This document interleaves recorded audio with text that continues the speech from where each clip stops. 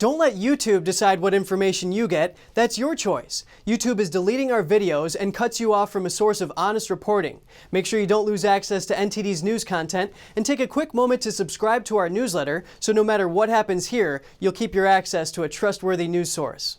So I'm here with Attorney General Ken Paxton, who's taken an aggressive stance against Biden's new immigration reform. So I wanted to ask you, Attorney General, are there any other areas in Biden's immigration reform that you think you could challenge in court? And if so, are you working on that?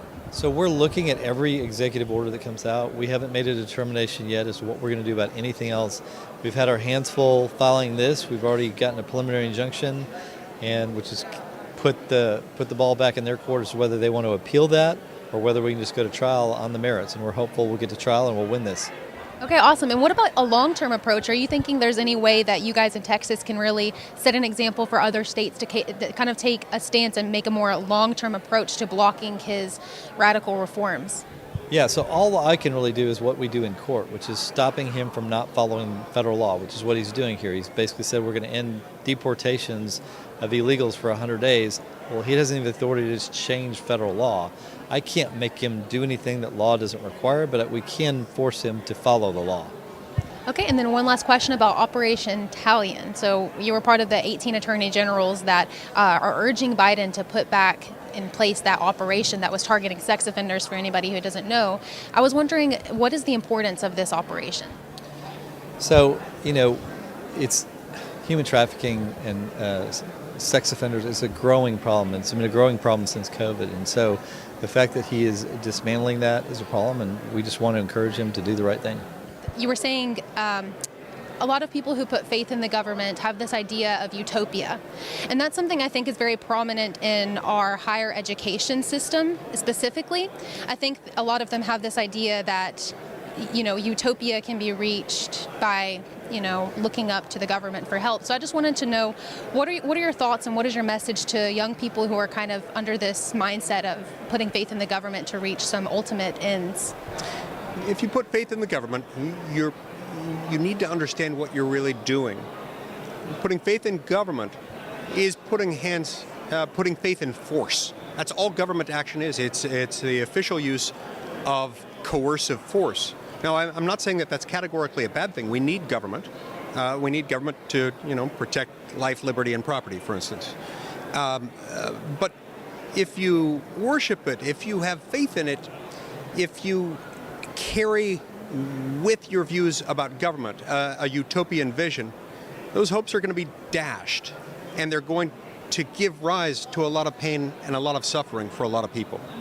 And one last thing, when you say put faith in the government, that kind of reminds me, of course, we're hearing a lot about communism, and that word is thrown around a lot. So I'm just, it's kind of this mindset of, in China, they, make them worship the government, right? So it does become scary, right, when we see this kind of manifesting here in the U.S. So I'm just wondering, what can we do to everyday Americans that aren't involved in politics to really put an end to this, this mentality? One of my messages today was assemble, defend the right to assembly.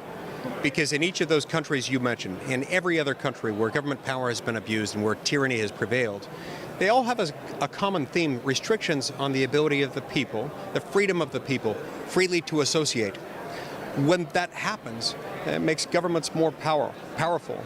In a totalitarian system, they like to atomize the citizenry, to have them each operating in their own little sphere only, and interacting with as few people outside the auspices of government as possible. That's where danger lies, and that's one of the reasons why COVID is a real thing. But COVID should not be used as an excuse for us to let the government start telling us when, whether, how we may assemble, either for purposes of worshiping or doing other things. That's not the government's role. Okay, thank you so much, Senator. I appreciate it. Thank you. So, Senator, I wanted to ask you a little bit about, you had your speech earlier talking about the threat of China from all four corners. So I kind of wanted to speak, what do you think is the key threat that people need to focus on, and what are you going to do in the Senate to make sure we address these threats?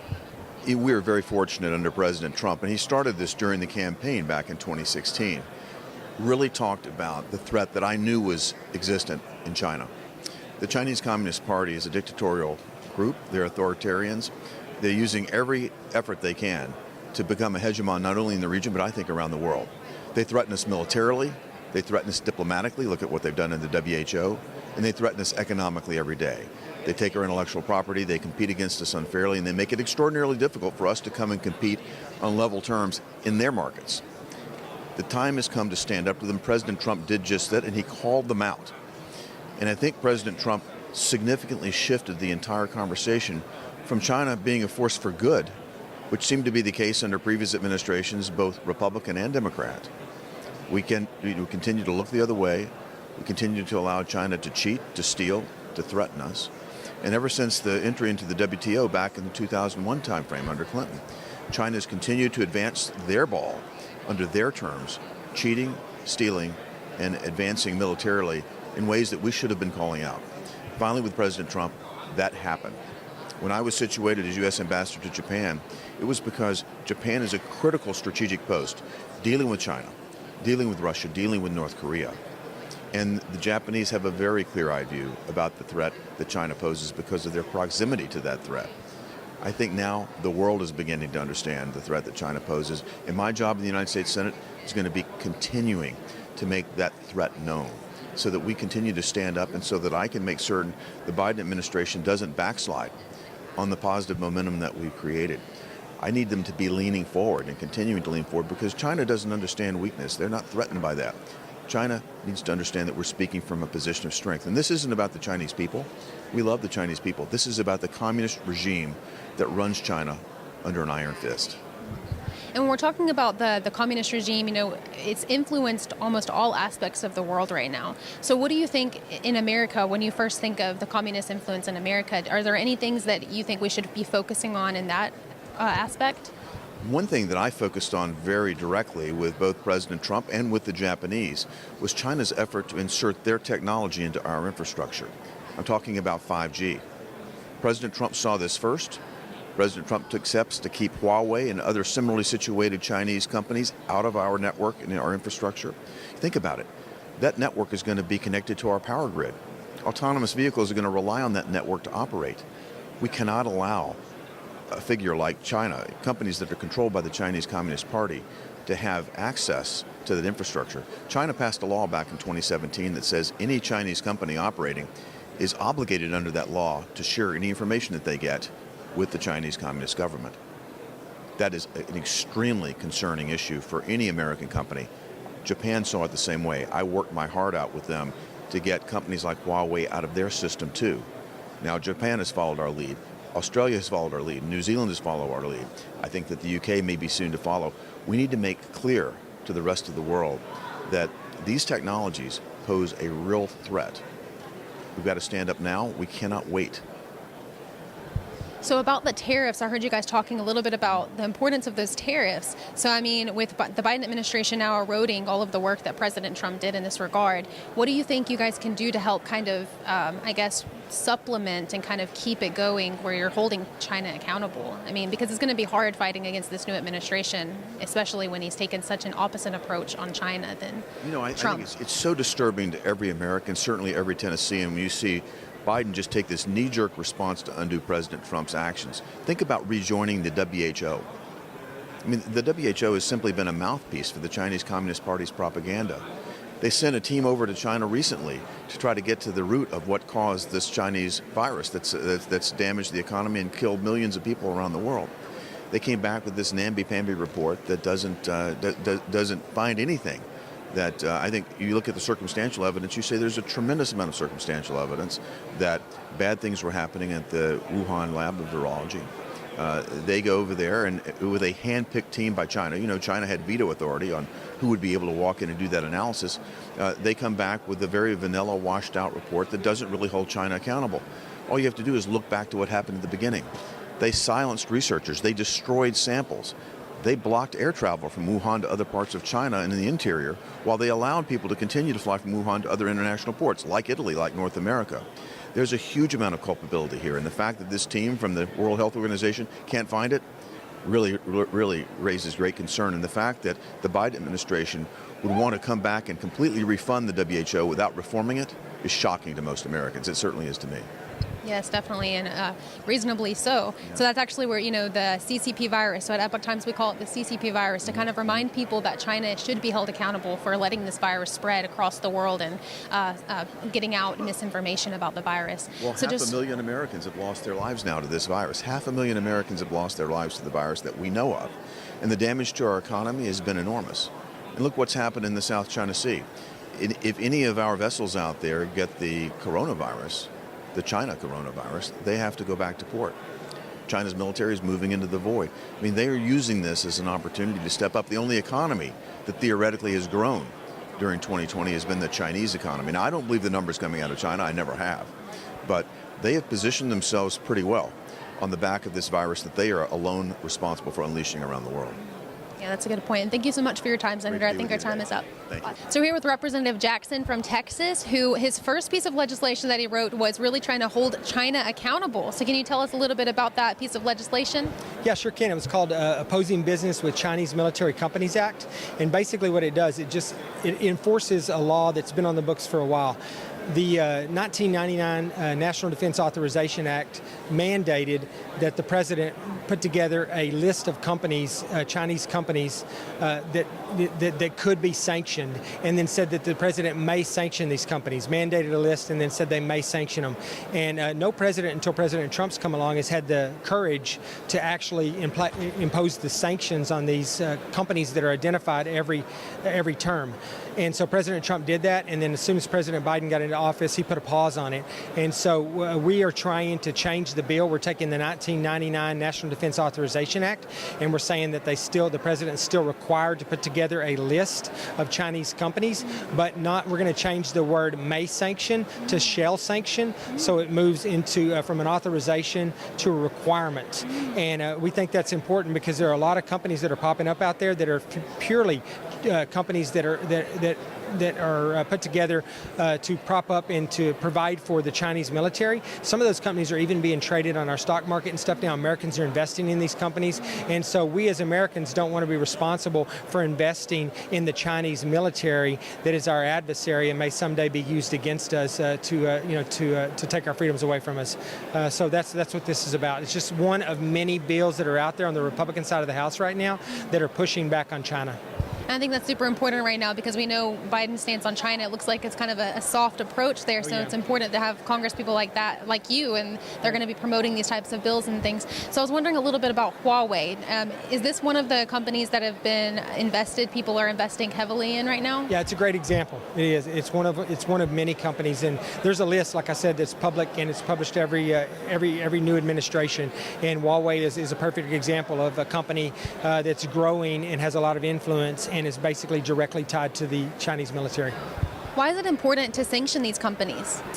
Well, because these companies are used against us not only for their military buildup, but to steal our technology and to undermine our economy. And so it's not just a military issue, it's an economic issue in this country as well. And we've known for a long time that the Chinese have stolen a lot of our trade secrets and a lot of our, the things that we use, that our companies develop, they bring right back to China. And so it's a big part of pushing back on both of those issues.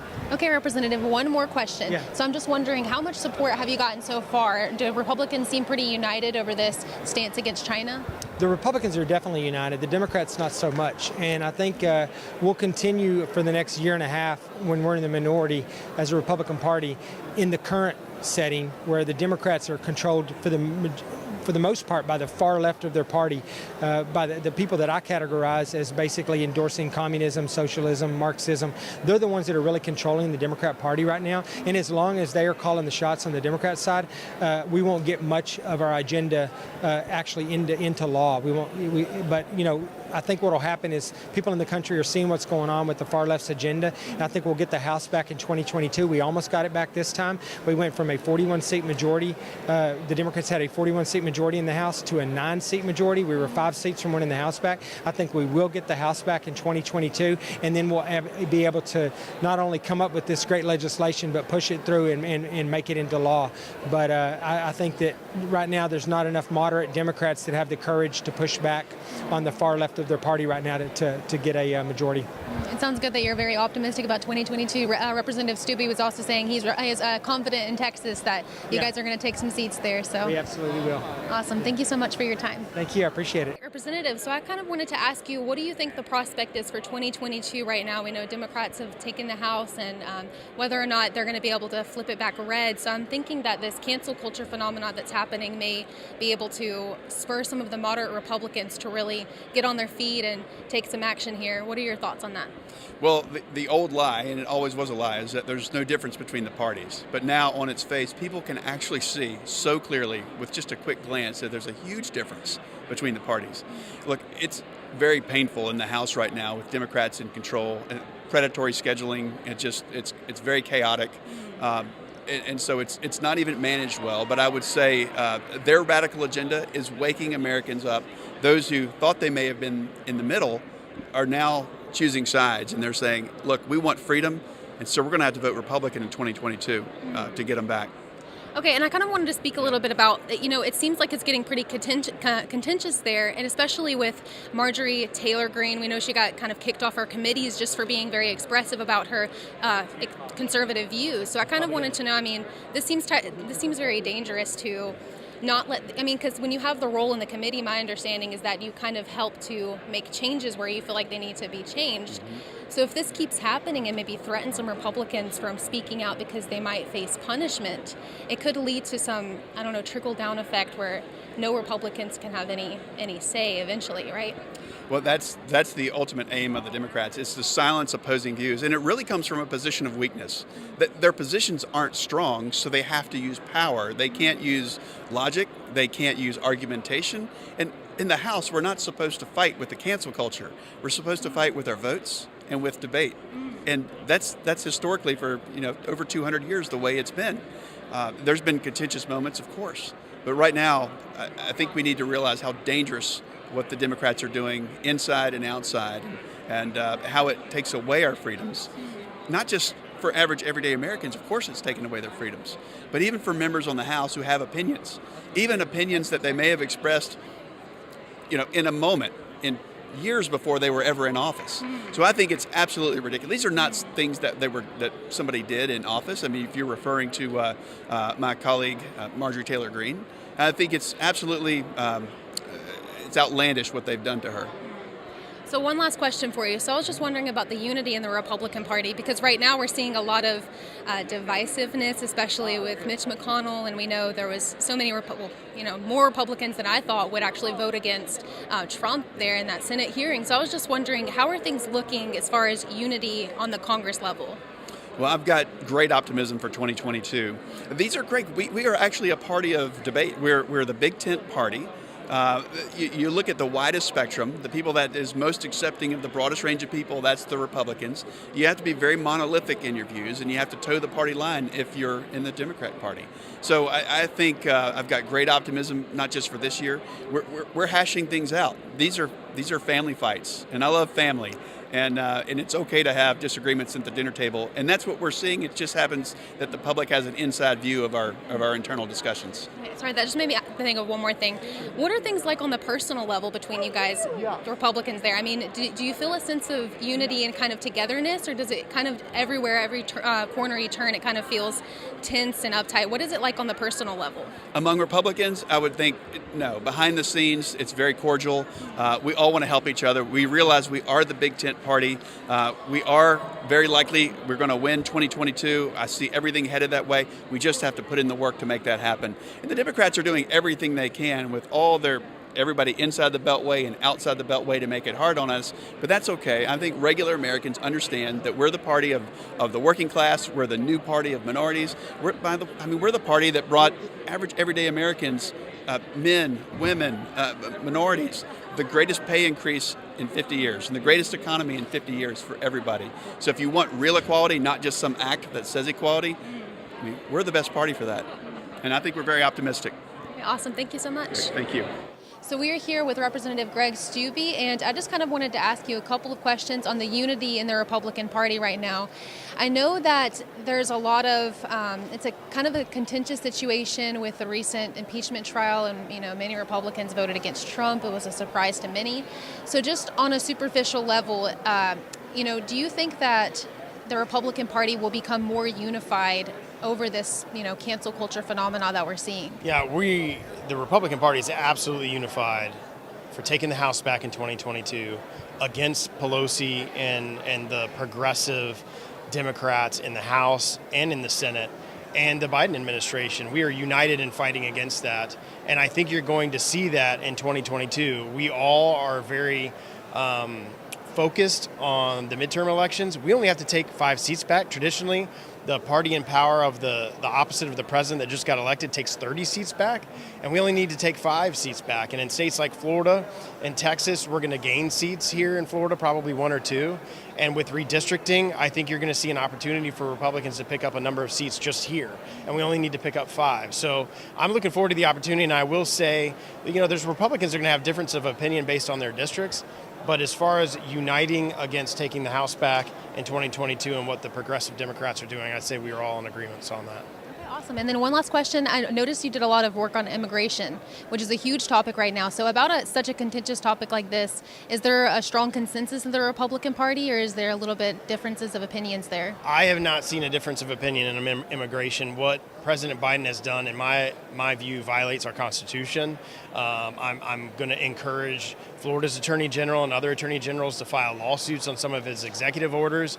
We have gone from a safe, secure border under President Trump to the complete opposite in less than a month.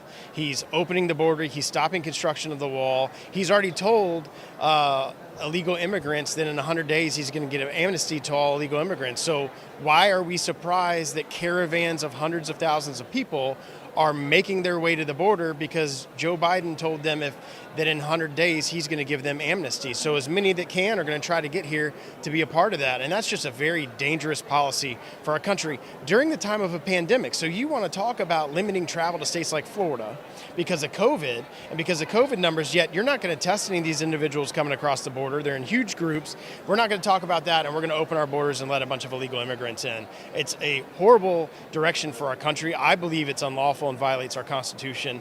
We will fight against it in the House. Unfortunately, we don't have the majority, but I am hopeful that there will be attorney generals in these different states who are affected by it, like Florida, their immigration policies, and will file a lawsuit and let the U.S. Supreme Court decide the constitutionality of these executive orders. Right, and it's interesting because you keep saying don't come, but then all of the actions he's taking are like open arms. When you say you're going to give amnesty to everybody that's here in 100 days, you can say don't come, but you told all of those individuals and you gave them a very good reason to come here, and they're absolutely going to do that.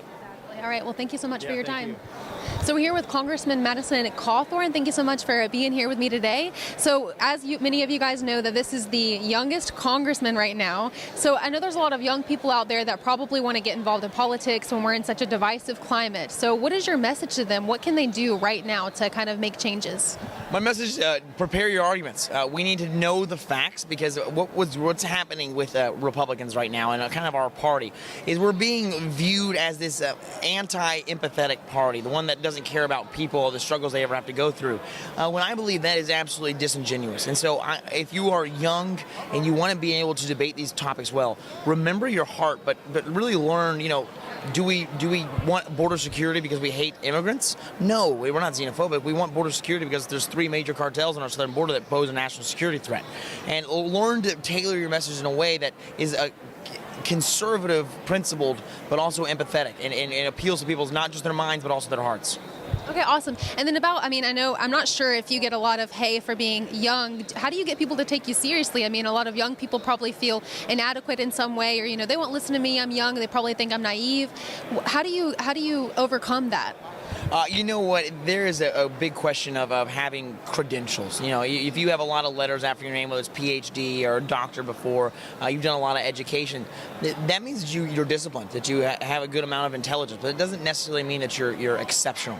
And so I encourage everyone, you can quickly disprove issues of, well, maybe he's not prepared, maybe they're too young, maybe they can't do this because they weren't raised in this area, they don't have the right connections. It's all about competence.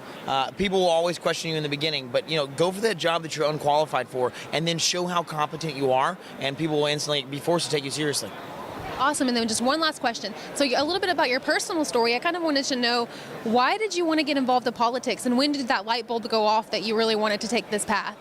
So, it was a very normal conversation around my dinner table growing up. It's for my parents to say, oh, hey, well, did you see that oil prices have gone up from Saudi Arabia because of, this national crisis going on over in Argentina? And my parents always were talking about current events of the day, and we always had, Fox News or some news station on in the background. So it was very normal for us to be talking about politics and involved in politics. And it wasn't until I got older that I realized that was not necessarily the norm. And so I never knew that I said, oh, I want to be a congressman. I always wanted to be civically minded and want to serve my nation. So when this opportunity arose and I realized that our country needs a young voice to bring a fresh perspective that represents what Americans truly want in Congress, I knew I had no choice but to get involved. Awesome. Thank you so much for your time. Marina, it's an honor. Thank you. Hi, we're happy to announce that you can also catch us on cable TV now. Millions of households already choose us as one of their trusted news sources, and you can too. You can watch us in Chicago, Washington, D.C., New York, and many other cities as well. And if your system doesn't carry NTD yet, you can just give them a quick call and request NTD on your cable provider. Thank you for watching. See you next time.